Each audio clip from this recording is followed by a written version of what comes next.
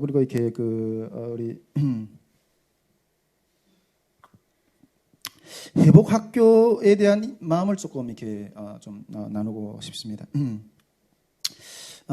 우리 선교회에서 제가 카톡방에도 계속 이렇게 그런 우리 선교회의 사역의 기둥들을 이야기를 설명하고 있고, 또 우리 기도회 때도 계속해서 누누이 이렇게 우리 선교회 비전, 또 우리 단계의 어떤 그런 훈련의 어떤 그런 내용들을 이야기 나누고 있고, 간사 모임에서도 계속 어떤 그런 부분들을 계속 선포하고 있는데, 우리 선교회의 어떤 신앙, 탈북민들이 어떤 신앙을 일으키기 위한 어떤 3단계의 어떤 그런 이 사역들을 좀 생각하고 있는데, 이건 제 머릿속에서 이렇게 나온 어떤 그런 것보다도 예수님의 사역의 행적을 본받아서 그것대로 이렇게 지금 우리가 본을 따서 지금 이렇게 하는 걸음들이고, 또 이게 처음에는 일단 감동을 받아서 하다가 보니까 예수님도 사역을 이렇게 하셨네? 그걸 발견하게 된 거예요. 재발견하게 된 거예요. 첫째는 예수님께서 복음을 어떻게 전하셨을까요? 첫째는 예수님이 3가지 사역을 하셨잖아요.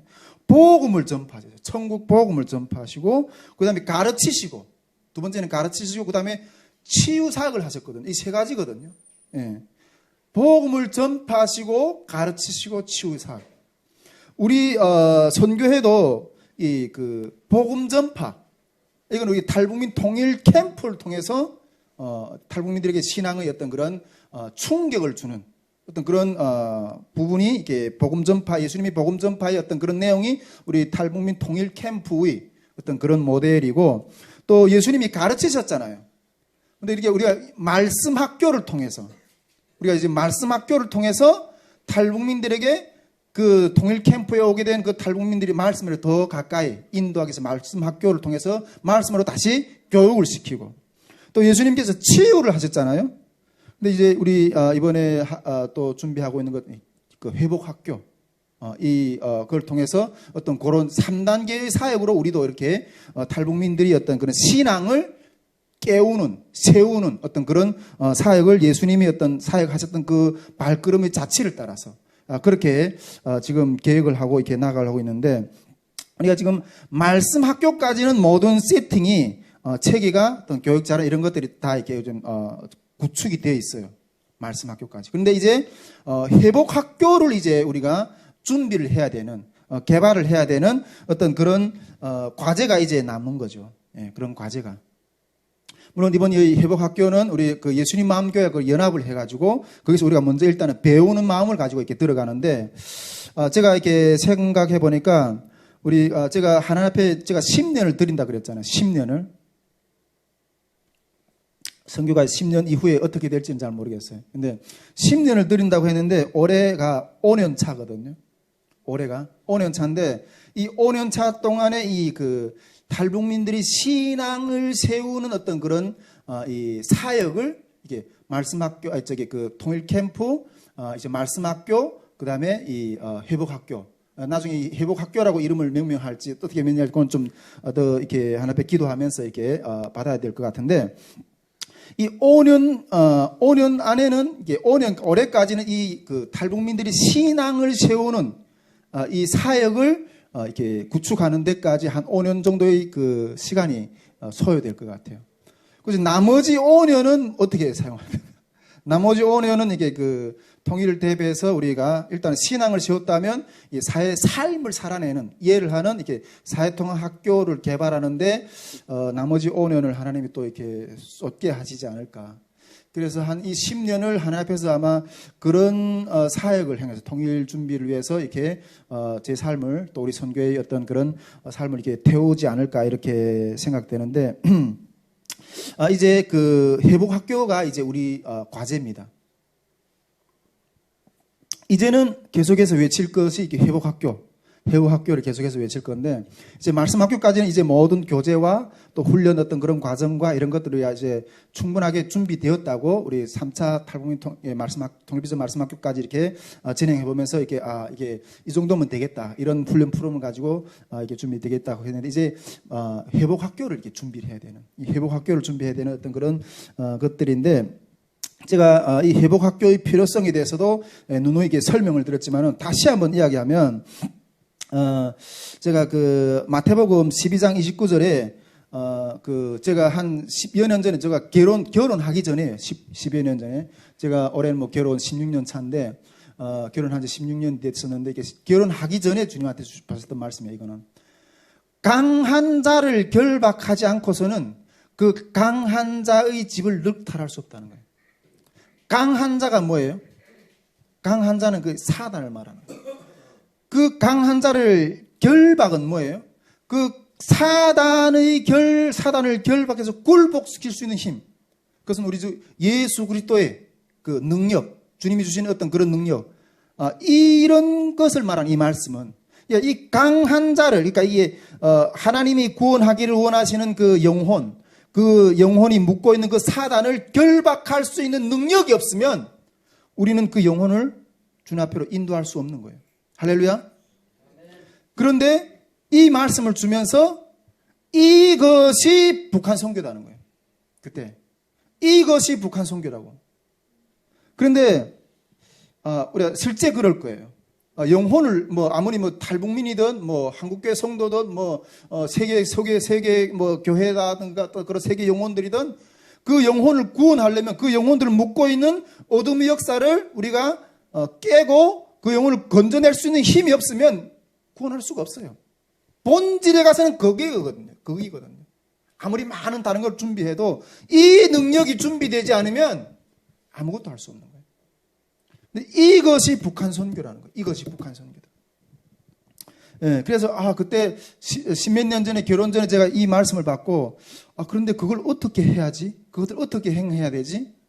아주 감을 잡지 못했어요. 그러던 것 가운데 우리 예수님 마음교회를 만나면서 그것이 이게 점점 더 선명하게 나타났고 그래서 이제는 이 사역을 이제 다음 사역의 어떤 그 신앙의 세우는 어떤 그런 이 신앙의 탈북민들이 신앙을 회복하는 어떤 그 단계로 이 사역을 지금 준비를 하는. 물론 우리가 탈북민 이게 회복 학교는 뭐 신앙의 어떤 습관까지 가는 기도의 습관까지 다양한 어떤 그런 목적의 어떤 그런 것도 성취를 해야 되지만은 그런 것들을 프로그램 훈련들을 해야 되지만 또 이렇게 영적으로 이 어둠의 역사들을 물려치낼 수 있는 능력 이것을 키우는 역사들을 세워야 되는 거예요. 그러면서 지금 우리가 계속해서 이제 지금 회복 학교에 대해서 이 학교에 대해서 저는 계속해서 외칠 건데 근데 이것을 제가 조금 만만하게 봤던 것 같아요. 예, 좀 만만하게 봤던 것 같아요. 그래서 제가 요즘에 좀 회개를 많이 해요. 예, 요즘에 회개를 많이 해요. 제가